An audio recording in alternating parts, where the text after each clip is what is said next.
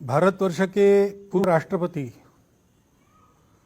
Doctor Pranab Mukherjee, इनका अपने पार्थिव पर को छोड़कर जाना,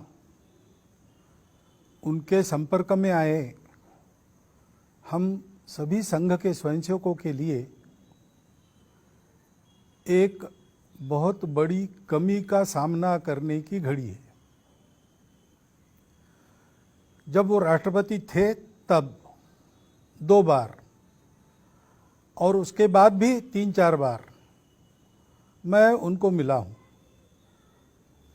पहली भेंट में ही उनके आत्मीय और उदार स्वाभाविक व्यवहार ने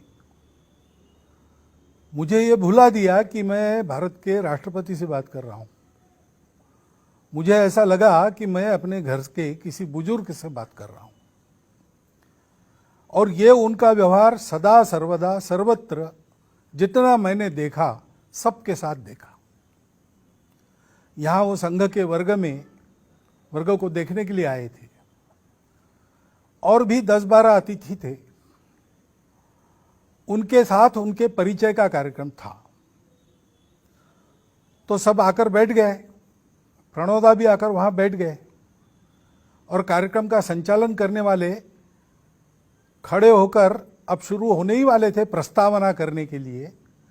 उतने में डॉक्टर प्रणब मुखर्जी खड़े हो गए और उन्होंने कहा, देखो हम यहाँ पर परिचय के लिए एकत्रित आए हैं, मैं मेरे से प्रारंभ करता हूँ। खड़ा होकर उन्होंने अपना परिचय सबको दिया, थोड़ा सा परिचय दिया। मैं प्रणब मुखर्जी भारत का राष्ट्रपति रहा हूँ, ऐसा करके वो बैठ गए। ये इतनी अनपेक्षित बात थी, सब लोग अवाक रह गए और सब लोग मन ही मन उनके इस सादगी की और मिलनसारिता के कायल हो गए। इतना सबके साथ सामान्य होकर घुलने मिलने वाले वो थे, लेकिन वो बहुत बड़े अनुभवी परिपक्व ऐसे चिंतक भी थे। उनके पास जानकारी भी थी। दीर्घ जीवन में अनुभवों के कारण उस जानकारी को पचाकर सद दिशा में उसका उपयोग करने वाला विवेक भी उनके पास था और इसलिए हम जैसे लोगों के वो मार्गदर्शक बुजुर्ग थे।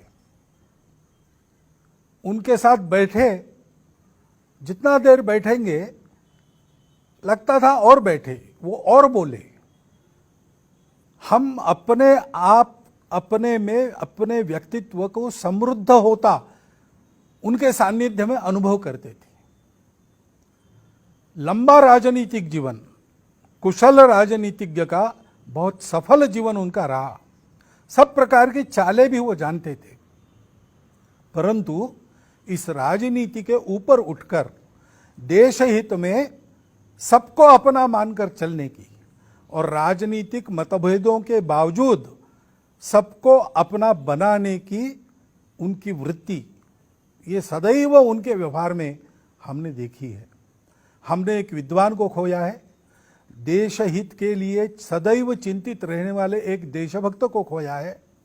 हमारे आपके सामाजिक और व्यक्तिगत व्यवहार में विवेक के मार्गदर्शन को देने वाले एक सुहृद को खोया है, बुजुर्ग को खोया है। ये जो हमारी क्षति हुई है वो कभी पूरी नहीं हो सकती।